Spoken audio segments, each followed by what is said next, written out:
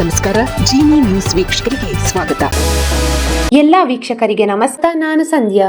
Ethanol ಮಿಶ್ರಿತ petrol ಅಬಕಾರಿ ಸುಂಕ ರದ್ದು ಮಾಡಿದ ಕೇಂದ್ರ ಸರ್ಕಾರ.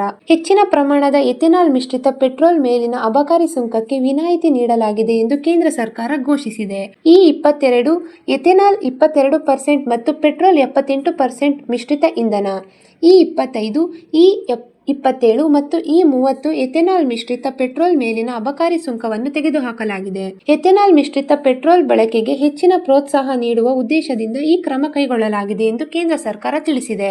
ಮಧ್ಯಪ್ರಾಚ್ಯ ಯುದ್ಧದ ಪರಿಣಾಮವಾಗಿ ದೇಶದಲ್ಲಿ ಪೆಟ್ರೋಲ್ ಮತ್ತು ಡೀಸೆಲ್ ದರ ಏರಿಕೆ ಕಂಡಿದೆ. ಕಳೆದ ತಿಂಗಳು 11 ದಿನಗಳ ಅಂತರದಲ್ಲಿ ಭಾರತದಲ್ಲಿ ಪೆಟ್ರೋಲ್ ದರವನ್ನು 7.5 ರುಗೆ ಹೆಚ್ಚಳ ಮಾಡಲಾಯಿತು. ಇದರಿಂದ ವಾಹನ ಸವಾರರ ಮೇಲೆ ಆರ್ಥಿಕ ಹೊರೆ ಹೆಚ್ಚಾಗಿದ್ದುದನ್ನು ಇಲ್ಲಿ ಸ್ಮರಿಸಬಹುದು. ತನಗೆ ಅಗತ್ಯವಿರುವ 87% ಕಚ್ಚಾ ತೈಲವನ್ನು ಭಾರತವು ವಿದೇಶಗಳಿಂದ ಆಮದು ಮಾಡಿಕೊಳ್ಳುತ್ತಿರುವುದು ದೇಶದ ಆರ್ಥಿಕತೆಗೆ ಹೊಡೆತ ಬೀಳುತ್ತಿದೆ. ಈ ಹಿನ್ನೆಲೆ ದೇಶೀಯವಾಗಿ ತಯಾರಾಗುವ ಎಥೆನಾಲ್ ಬಳಕೆಯನ್ನು ಹೆಚ್ಚಿಸುವುದು ಸರ್ಕಾರದ ಮುಖ್ಯ ಗುರಿಯಾಗಿದೆ.